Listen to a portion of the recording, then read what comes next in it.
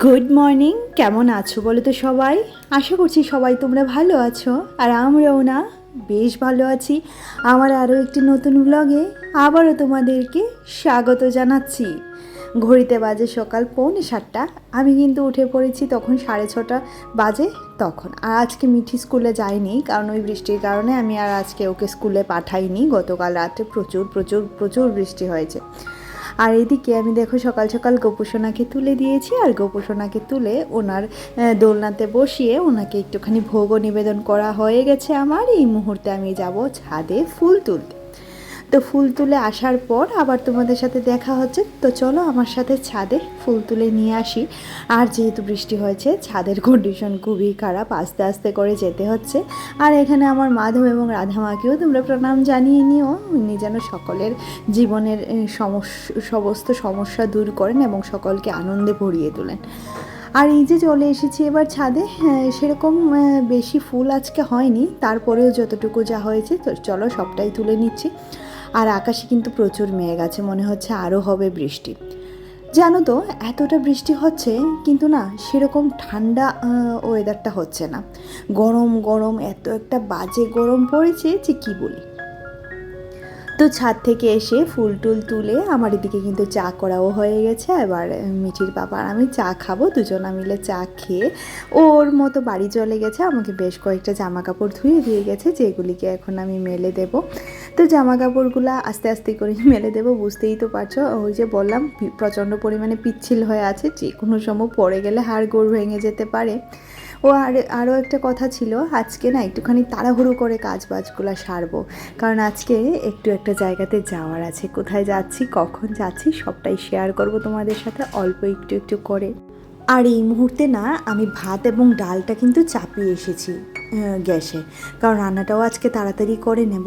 আর এদিকে ওই যে বললাম প্রচুর পরিমাণে বৃষ্টি হয়েছে গতকাল রাত্রে, আবারও মেঘ হয়েছে, যে কোনো সময় বৃষ্টি আসতে পারে। আর বৃষ্টির দিনে না আমাদের মতো বাড়ির বউদের, বা যারাই বাড়িতে থাকো, শুধুমাত্র বাড়ির বউদের বলবো না, সকলের ক্ষেত্রেই এই ব্যাপারটা। যখন আমার বর থাকে সেও কিন্তু এই কাজটা করে, মানে দৌড়ে দৌড়ে ছাদে চলে আসে জামা কাপড় নেওয়ার জন্য, কারণ হুট করে এমন বৃষ্টি আসে যে জামা কাপড় ভিজে পুরো একদম শেষ হয়ে যায়। আর শুকনো জামা কাপড় ভিজে গেলে দেখবে কীরকম জানি একটা লাগে, তাই না? আর এদিকে দেখো আমার জামা কাপড় সমস্ত কিছু মেলা হয়ে গেছে এবং সমস্ত জামা কাপড়গুলোতে ক্লিপ মেরে দিচ্ছি। আর ক্লিপ না মেরে দিলে না প্রচুর পরিমাণে হাওয়া বইছে, তো বেশ একদিন আজকে দেখছি বেশ হাওয়া দিচ্ছে। জানো তো, তোমাদের এদিকের ওয়েদার কীরকম আমাকে একটু জানাবে কিন্তু। আর এদিকে আবার আমি ওই কাপড় মেলতেই প্রথম তো দেখলে কি ওয়েদারটা একদম একদম অন্ধকার হয়ে আছে, যে কোনো সময় বৃষ্টি আসতে পারে। আবার কিন্তু এদিকে হালকা করে সূর্যি মামাও উকি দিয়েছে, বেশ ভালোই হয়েছে। সূর্যি মামা উকি দেওয়ার কারণে আমার জামা কাপড়গুলি যদি শুকিয়ে যায় তাহলে তো ভালোই হলো, তাই না? আর গোপুসোনা সকালের খাওয়ার দাওয়ার শেষ করে একদম সমস্ত কিছু করে দুপুরের পুজোর জন্য জোগাড়জান্তি করে রেখে তারপর এদিকে কিন্তু এসেছিলাম। এবার রান্নাঘরে গিয়ে যে কয়েকটা বাসন ছিল মাসি ধুয়ে দিয়ে গেছেন, সেই বাসনগুলিকে এবার মানে খুব সুন্দর করে গুছিয়ে নেব। আর আজকে ভাতটা না অল্প একটু করে রান্না করব, কারণ ওই যে বললাম একটা জায়গাতে যাব, ভাতটা একটুখানি রান্না করব, কারণ সোনাকে সকাল সকাল একটুখানি ভাত দিতে হবে। যখন সে বাড়িতে থাকে তখন তাকে আমি ভাতই খাইয়ে দেওয়ার চেষ্টা করি, কারণ অন্য টিফিনের জায়গাতে একটু যদি ভাত খেয়ে নেয় বাচ্চাদের পেটও ভরা থাকে, আর পেট ভরা থাকলে মন মানসিকতাও কিন্তু বাচ্চাদের ভালো থাকে, তাই না? যখন বাচ্চাদের খিদে পায়, বিশেষ করে আমার মেয়ের, সে যতই এখন যেহেতু তার প্রায় 10 বছর হতে চললো, কিন্তু সে কিন্তু এখনও এই জিনিসটা বোঝে না যে খিদে পেলে খেতে হবে, তার মধ্যে এই সেন্সটুকু নেই। তো চলো এদিকে দেখো এবার সুন্দর করে আমি কুমড়ো ভাজিটা বসিয়ে দিয়েছি, আর এদিকে কিন্তু ডাল হচ্ছে, ডালের মধ্যে একটুখানি কুমড়োর ডগাও দিয়েছিলাম। আর এই যে কুমড়ো ভাজির মধ্যে, ভাতের মধ্যে একটুখানি কুমড়ো ভাজি শোনার জন্য নিয়ে নিয়েছি, আর একটু ঘি দিয়ে মেখে ওকে খাইয়ে দেব। খাইয়ে দিলে দেখছি বেশ সুন্দর করে খেয়ে নেয়, না হলে ওই বসে থাকছে খাওয়ার পাতে অনেকটা সময়। আর আজকে না বেশি কিছু রান্না বলতে সেরকম কিছু রান্না করছি না, দেখা যাক কী রান্না করি। আর কোথায় যাচ্ছি বলো তো, আমি যাব আমার মায়ের কাছে একটুখানি। মা আজকে অনেক দিন পর বাড়ি থেকে আসছি তো বোনের এখানে, তো সেই কারণে মায়ের কাছে যাব। আর মা হঠাৎ করে বলছিল বোন যে আমাদের বাড়িতে এসে খাওয়া দাওয়া করবে, সে কারণে রান্নাবান্নাগুলো না ধরাই রয়ে গেছিলো, শুধু একটুখানি ভাত লেগেছিল, বাকিটা কিন্তু ধরাই রয়ে গেছিলো। আর এই যে এই ছোটো আলমারির উপরটা না ভীষণ মেসি হয়ে থাকে সব সময়, যখন যা পারছি হাতের কাছে সব কিছু এটার উপরে নেই ডাম্প করছি, মানে এটা সব সময় এরকম একটুখানি অগোছালোই বেশি থাকে। তো এটাকে ভালো করে গোছগাছ করে নিচ্ছি, সুন্দর করে গুছিয়ে এবার একটুখানি মুছে নেব, কারণ রান্নাবান্না করলে যতই ঘরে চিমনি থাকুক একটু আধটু কিন্তু তেল কাস্টে পড়েই থাকে, তাই না? সে কারণে একটুখানি ভালো করে পরিষ্কার পরিচ্ছন্ন করে নিলে ভালো হয়। আর এই যে আমার পরিষ্কার পরিচ্ছন্ন করার টেকনিক, আমি কি করি বলো তো, মিঠির একখানা পুরনো মোজা হাতের মধ্যে ভরে নিই, তাহলে যদি কোনো মানে একদম লঙ্কা ঠঙ্কা বা হলুদ টলুদ কিছু লেগে থাকে, ওই যে অনেক সময় মশলা টশলা উড়ে এসে লাগে না, তো সেটা এই সুন্দর করে এটার উপর দিয়ে মোছা হয়ে যায়। আর খুব সুন্দর করে এবার কিন্তু আমি এটাও মুছে নিচ্ছি। আর আজকে আমার ভিডিওতে বাইরের নয়েজ আসতে পারে, আমি ঠিক দুপুর 12টা বাজে এখন ভয়েস দিচ্ছি, যদি ভিডিওটা তোমাদের সাথে আজকে শেয়ার করতে পারি তো ভালো কথা। আর আমি দেখেছি ভিডিও প্রতিদিন শেয়ার করলে না একটা খুব সুন্দর একটা সিস্টেমে থাকে, তো সেই কারণে প্রতিদিন একটু আধটু করে চেষ্টা করি ভিডিওটা শেয়ার করার। তো সেই কারণে একটু আধটু করে ভিডিও করে নিই। আর যেদিন মনে করি যে আজকে করবো না, থাক কালকে করছি, ওই দিনই যত বিপত্তি লেগে যায় জানো তো, সেটা আমি দেখেছি। তো এই যে বললাম রান্নার পর রান্নাঘরটাকে সুন্দর করে মুছে নিই, তার মধ্যে সবচেয়ে বড় কাজ হচ্ছে এই যে গ্যাস মোছাটা। এতক্ষণ ধরে কাজ করছিলাম, কারণ গ্যাসটা ঠান্ডা না হলে মুছতে পারছি না, না হলে যে কোনো সময় আবার একটা অঘটন ঘটে যেতে পারে। তো সেই কারণে গ্যাসটা ঠান্ডা হওয়ার পর এবার আমি গ্যাসের পুরো সাইডটা পরিষ্কার করে নিচ্ছি, তারপরে একদম পুরো ধরে একদম পরিষ্কার করে নেব। আর এটা আমার প্রতিদিনের কাজ, রোজকার কাজ।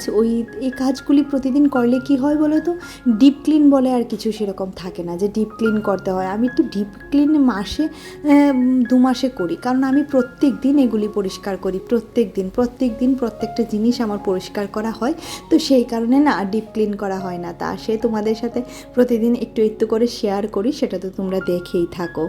আর এদিকে এবার গ্যাসটা পরিষ্কার করার পর যে ক্যাবিনেটগুলি আছে সেগুলিকেও সুন্দর করে পরিষ্কার করে নিচ্ছি, কারণ ওই রান্নাবান্না করার সময় যেহেতু জায়গাটা খুবই ছোট, অনেক সময় নুন হলুদ তেল এসব তো পড়েই যায়, তাই না? তো সেইগুলিকেও প্রতিদিন একটু আধটু করে সুন্দর করে পরিষ্কার করে নিলে বেশ দেখতে গোছানোও থাকে, একদম সুন্দর পরিষ্কার পরিচ্ছন্নও থাকে।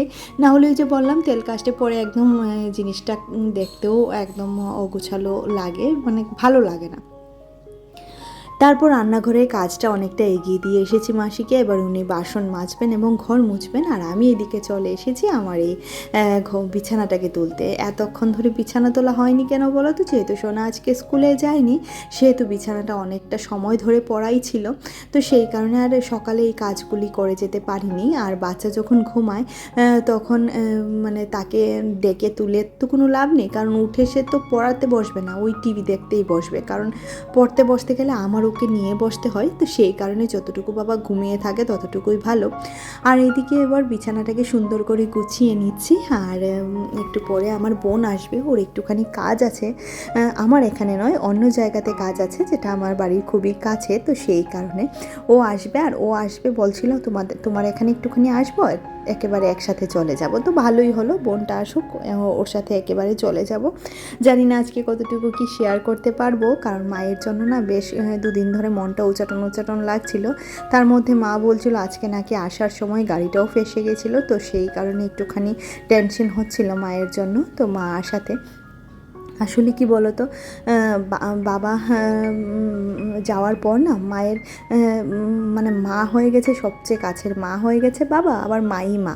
তো এটাই হচ্ছে অবস্থা, মা যেহেতু 2খানা রোল প্লে করছে, সে কারণে না মায়ের দায়িত্বটাও অনেক বেশি, আর মায়ের জন্য আমাদের চিন্তাটাও অনেক বেশি হয়।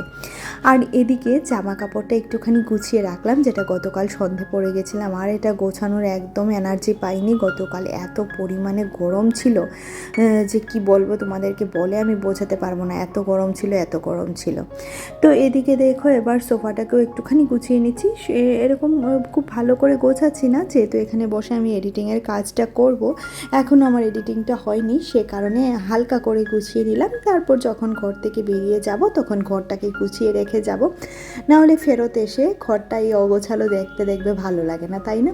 আর এদিকে সোনার ব্যাগটা একটুখানি গুছিয়ে দিচ্ছি, ব্যাগের ভেতরে যে বই খাতা ছিল সমস্ত কিছু যার যার জায়গাতে তাকে রেখে দিচ্ছি। এবার সুন্দর করে ওর পড়ার জায়গাটা গুছিয়ে এই যে একটুখানি ঝেড়ে নিলাম। ওই কাগজের টুকরো, থার্মোকলের টুকরো সমস্ত কিছু ফেলে সে একদম নোংরা করে রাখে। তো এটা কিন্তু বেশ অনেকটা বেলা হয়ে গেছে, 2:30 বাজে। আমি মায়ের কাছে চলে এসেছি। আর এই যে মা আমার সোনার জন্য ভাত মেখে রেখেছে, কিন্তু সে কিছুতেই খাবে না তো খাবেই না। আর এদিকে মা কি রান্না করেছি তোমাদের সাথে একটু শেয়ার করছি। মা রান্না করেছে একটা নিরামিষ তরকারি। এই নিরামিষ তরকারিটা মায়ের হাতে আমার ভীষণ ভালো লাগে। আর এই যে কাঁকরোল ভাজি, রান্নাটা কিন্তু দারুণ হয়েছে। মায়ের হাতের রান্না বলো, এর স্বাদ তো অতুলনীয়, তাই না? আর এই যে মিঠি এখানে বসে আমার মায়ের মোবাইলটাকে দেখছে। মায়ের মোবাইলটা ধ্বংস করছে, এই হচ্ছে অবস্থা।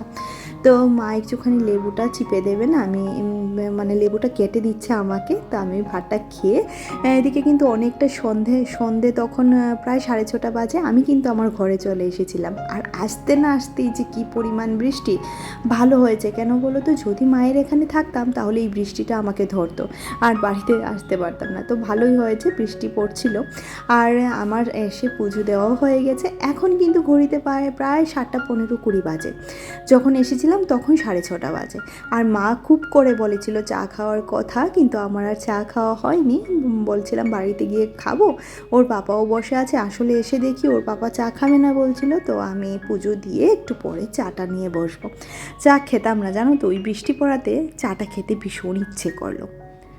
তারপরে সকালে একটুখানি ভাত রান্নার পর আমার আর একটু ভাত রান্নার দরকার ছিল, তো যে কারণে আমি একটুখানি ভাত রান্না করেই নিয়েছিলাম।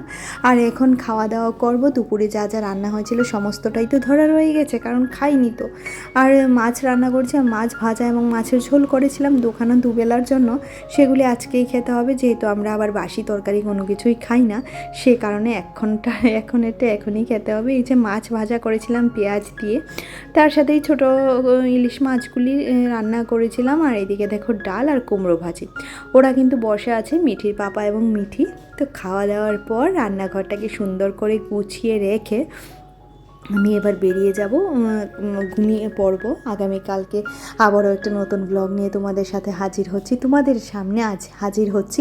ততক্ষণের মতো সবাই ভালো থেকো, সুস্থ থেকো এবং অবশ্যই করে নিজের শরীরের খেয়াল রেখো। আর পারলে চ্যানেলটিকে সাবস্ক্রাইব করে দিও, পাশে থাকা বেল আইকনটিও ক্লিক করে দিও, যাতে করে আমি যখনই ভিডিও আপলোড করি নোটিফিকেশনটা তোমরা পেয়ে যাও। আর যারা কাজটি করে রেখেছে তাদেরকে তো জানাচ্ছি অসংখ্য ধন্যবাদ। তো চলো, টাটা।